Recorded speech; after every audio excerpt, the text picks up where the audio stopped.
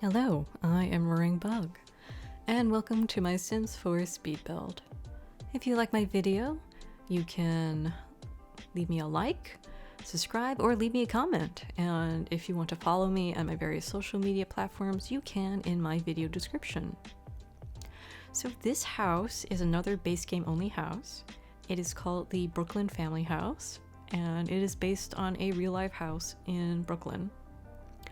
So this house, like I said, is just base game only, and I feel like a lot of people don't realize that New York actually has quite a few single family homes.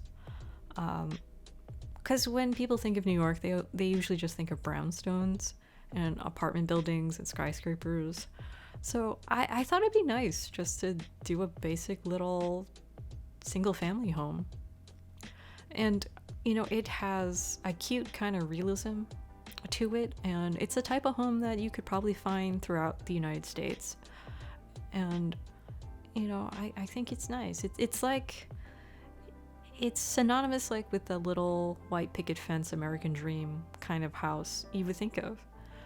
And at first I tried to make it look very close to what it does in the picture, but then I decided to take some artistic liberties and just change up the design a little bit to make it look prettier.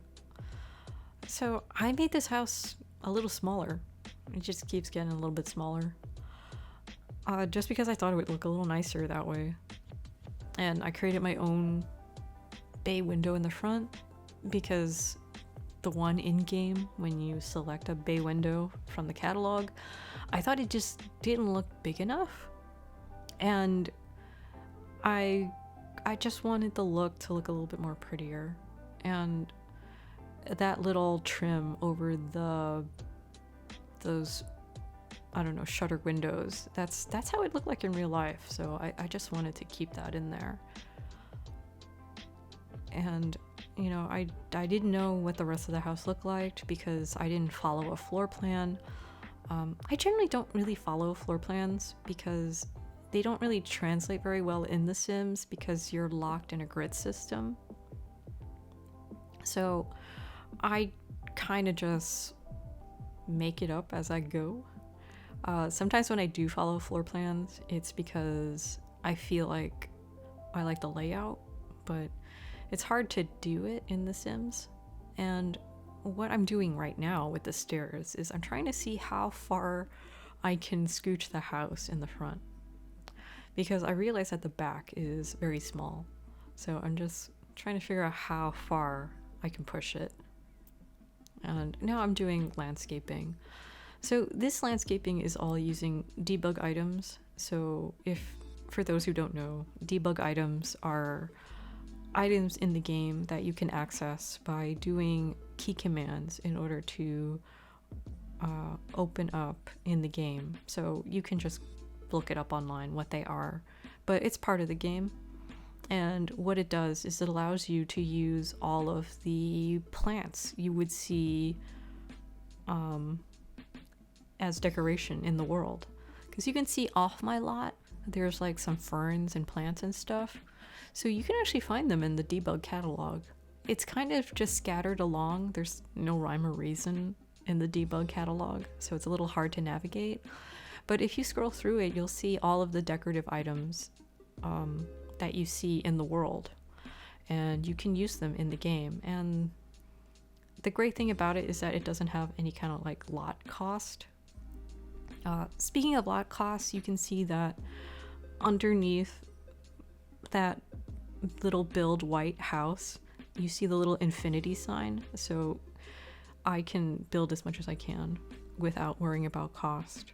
And that little bay window, I put a little platform over it just so that you would not see the edge of the trim, to make it look a little nicer. And I wanted like a garage that can actually fit this car, so that's why I was trying to figure it out. But then I realized it's a little too close to the house, so I had to scooch the whole lot back a little bit, but you're gonna see that coming up soon. So yeah, right now I'm just squishing all the plants a little back because I was like, ooh, I gotta move the lot a little bit further up So I just didn't want all my plants to disappear, just so I can just move this garage one tile back.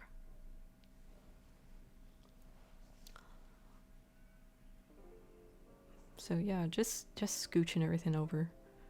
So so I know like free moving items in the game is something that I learned. It's also like a cheat command. So if you do like bb.move objects, you can hold the alt key on your keyboard and then you can grab the item with your mouse and you can move it around without it clicking into place in the grid system. So that's how you do free placement. So that's how I've been moving all those plants in the way that I want them. But I tried to do all of my plants and move them close to the house while the house is still on ground level, because if you don't, they'll end up jumping to the platform level and it ends up looking weird because then you have a plant floating in the air. So it's something to keep in mind when you build. And right now I'm consciously trying to talk about all the little tricks to building that I don't even really think about anymore. So I also didn't connect the fence to the house until now, because if you do, the fence will actually jump up to the platform level as well. These plants that I'm putting down now that are close to the house, these debug plants, they can actually slot closer to the house when you do bb.move objects and do alt placement. Some of them don't. Like I found out that the lavender doesn't like it, but the plain tuft of grass that I'm putting down now does, so I'm just putting it everywhere. I don't normally do that. It's actually a pretty new build style that I've been doing. Also putting down drains. I don't normally put drains. It's a bit of realism that I think is kind of neat. Also, for those who don't know, this is a garage door that is base game.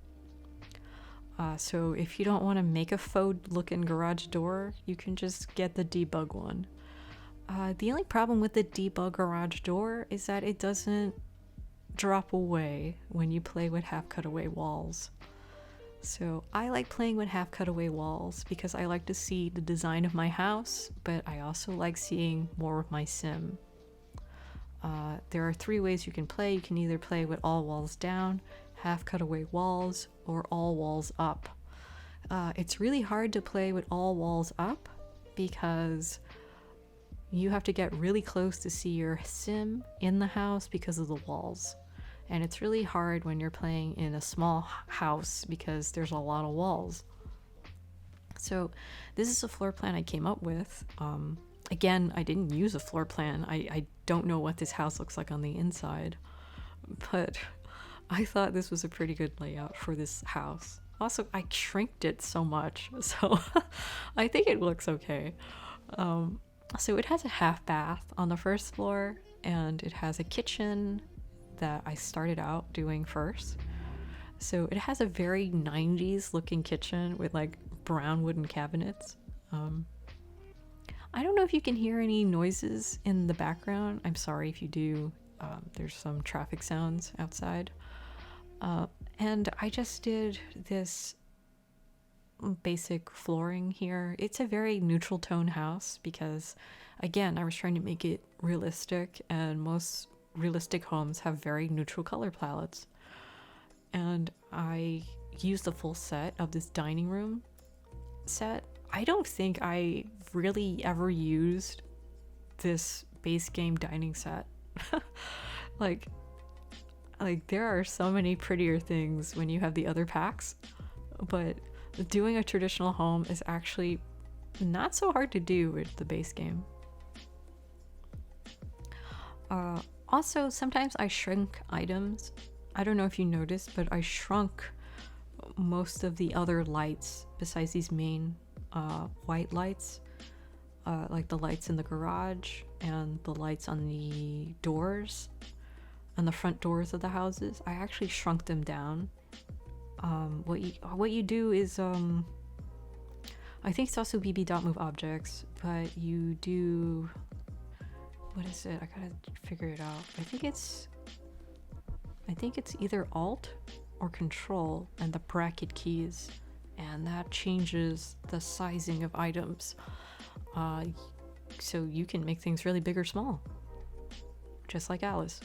So anyway, this fireplace, I didn't have enough tile space to put a one tile chimney stack on the outside, so I just placed a chimney on the roof. But it's hard to figure out where a chimney stack should be on a roof when the chimney's on the first floor.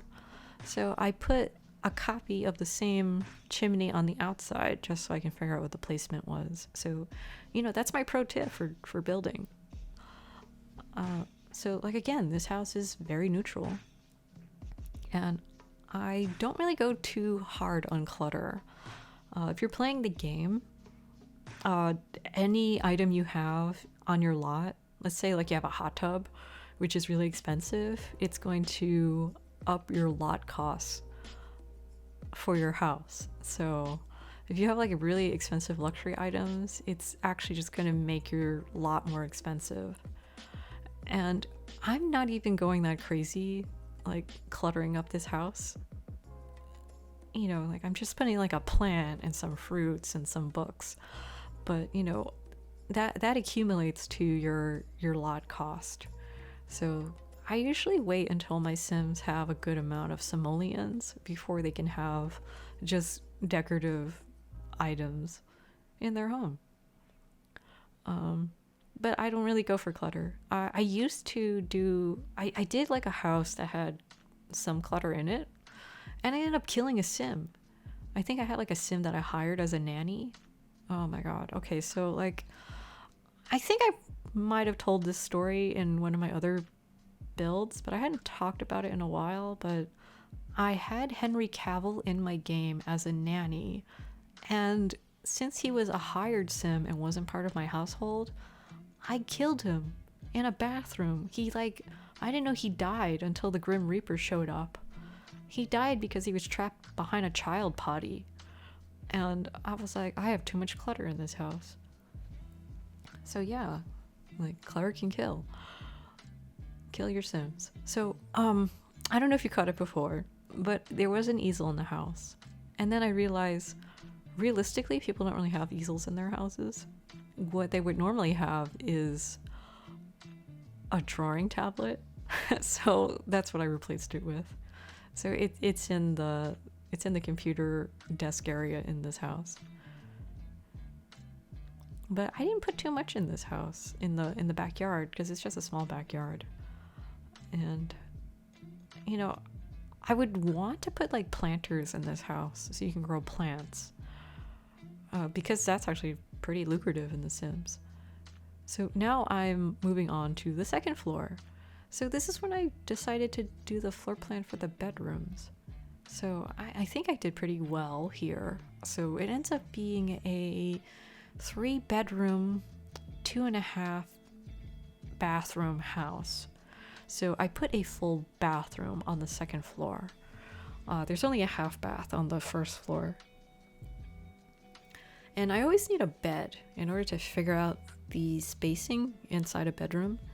I think for a bed, you need like a half tile clearance on either side in order to make a full bed functional. But I know like the room next to the bathroom is kind of irregular, but I don't plan to put the full bed in that room. That's just going to be a child's bedroom. So this house can fit up to 6 Sims. So it can fit an infant, a toddler, a child, or teens, and 2 adults. So the irregular shaped room is going to be for the child / teenager's room. And I tried to like put like skill building items in here and kind of decorate it like I would for like a teenager / child room. So I put like that message board there just so I figure like maybe that's how these kids keep organized with their school schedule. And It's just like some book bags and some toys and stuff, but they're just like decorative items. And I thought I would make this room space themed. And this room is going to be the parents' bedroom. So I just kept it very like a darker palette because I figure, you know, they would probably want neutral tones in their bedroom for peace and quiet. And I just put like a dresser, some candles, and a mirror. And I put like the kid defender light, so if you have like nightmares, like your child sim can have nightmares in the game, and I usually disable it using MC Command Center, which is a mod you can get for The Sims if you play on PC. But yeah, like I usually put that in my houses. So this is the end of my build. Thank you so much for watching. Bye.